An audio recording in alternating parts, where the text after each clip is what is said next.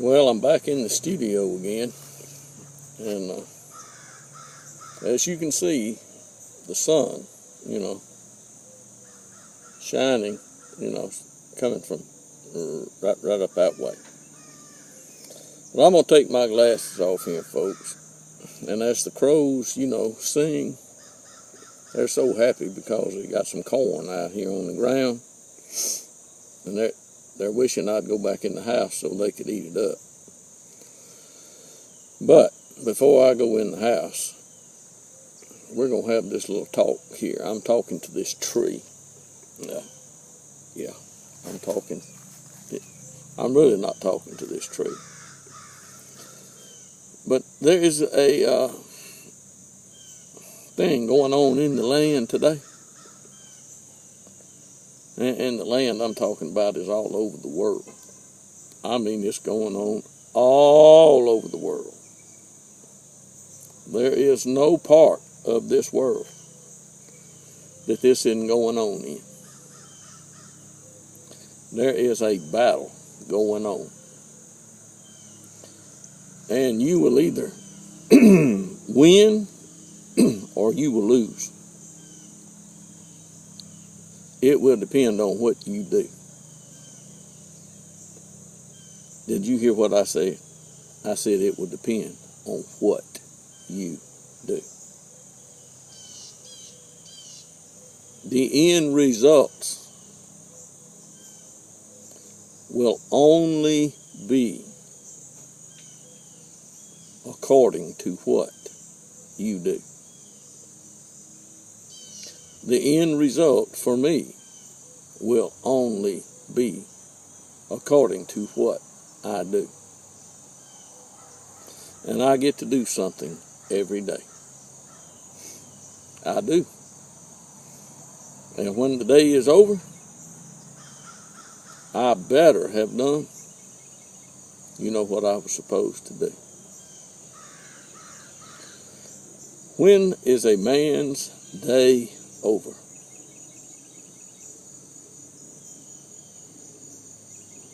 When does a man's day begin?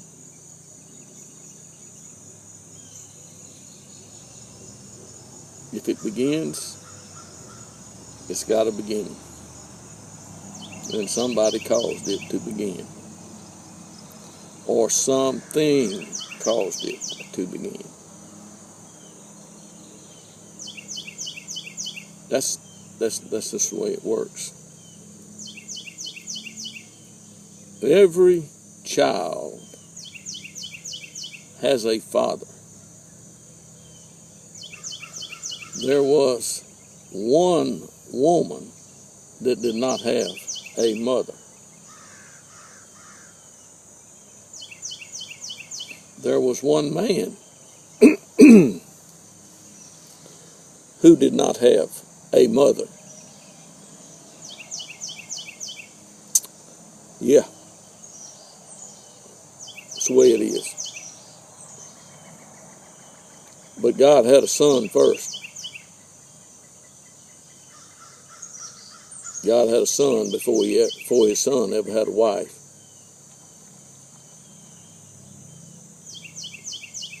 Yeah. And there's one thing about it. There has been a marriage arranged, and Father has arranged the marriage. Yep. The date has been set. The marriage will take place. Who will be at the wedding?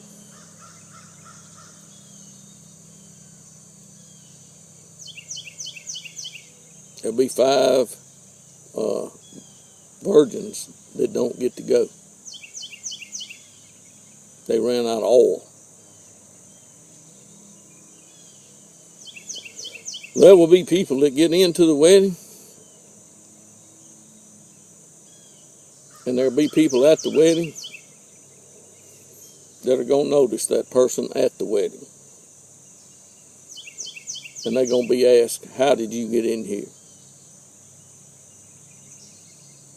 with those clothes on. It's going to be real embarrassing.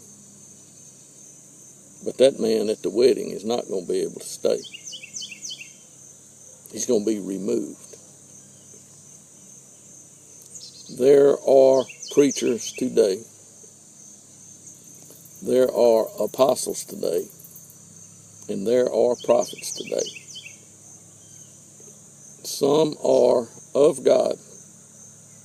Others are not. Can you tell the difference? I found out what blind men can see. And I bet you can tell me what a blind man can see. And I can see that the sun is starting to shine on my face. And I can have it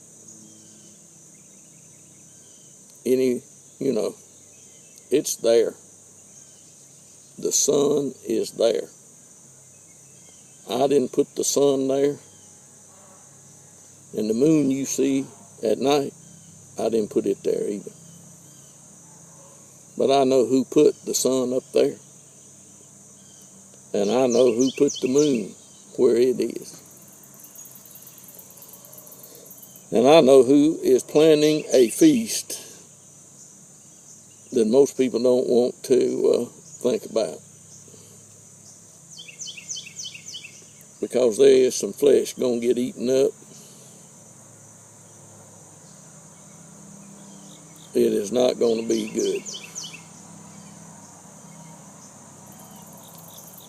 Oh yeah.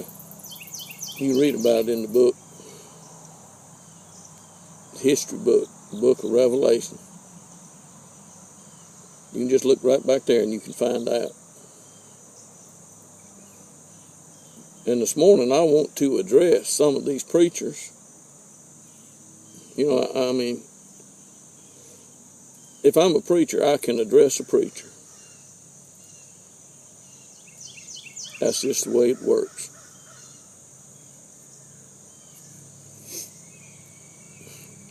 If the prophet is subject to the prophet, surely the preacher is subject to the preacher.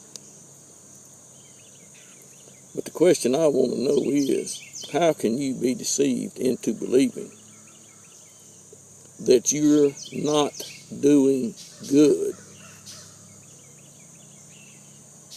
or you're doing good has no effect on something?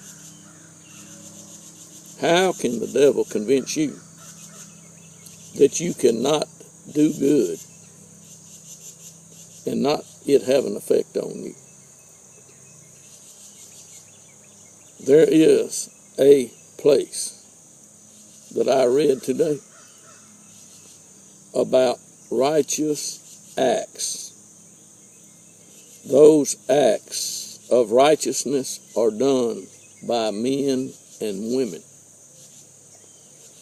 The righteous acts of the saints, holy ones. If you are not a holy one, I would suggest that you not be called, a Christian. Because you'll find out that what you called yourself was not what you are. Yep. I am here under this tree, and I am looking at me. If I look in a mirror, it's not good to forget what you look like when you look in the mirror, folks. The righteous acts of the saints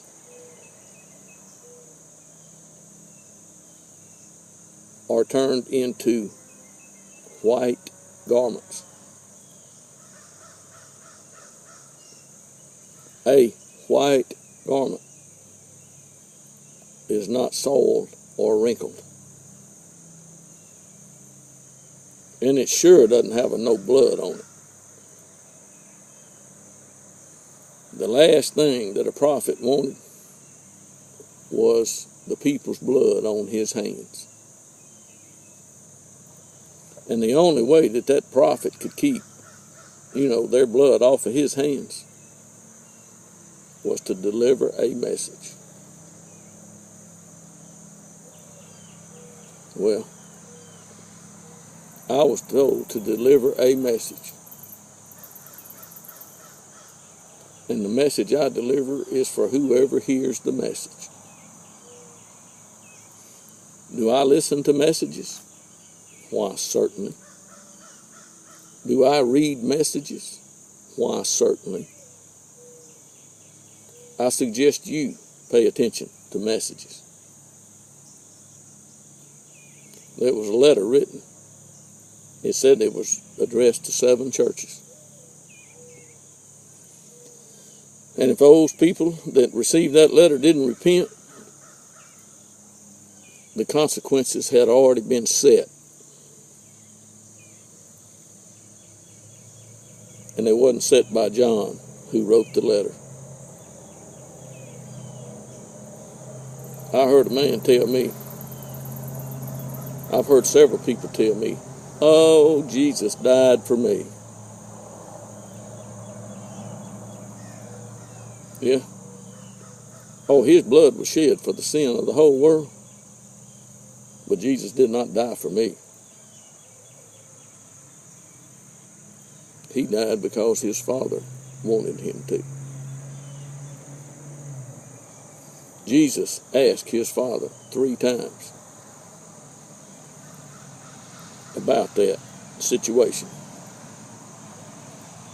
And when he got through, he didn't say, "Well, I'm going to die to please Bob McGee." Not what he said. He didn't say, "I'm going to die to please Diane McGee." He didn't even say, "I'm going to die to please Peter, James, or John." He knew who he was dying to please.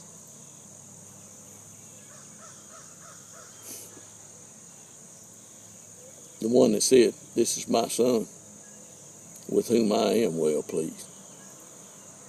That's who he died to please. Jesus did preach some messages. And I do believe every message he preached for a reason. And that reason wasn't to please Bob McGee. He didn't preach to please a scribe or a Pharisee.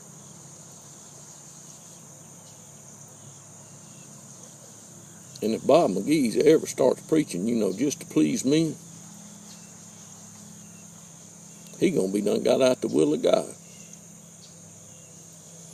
Out of the will of God's not a good thing, folks. Never has been. I don't want to get out of the will of God. The last place I want to be is in the hands of God when he's angry. Because I have found out nobody gets out of God's hand. Nobody. He's got a real big hand, hasn't he, folks? Now, if you're going to believe these preachers that are going to tell you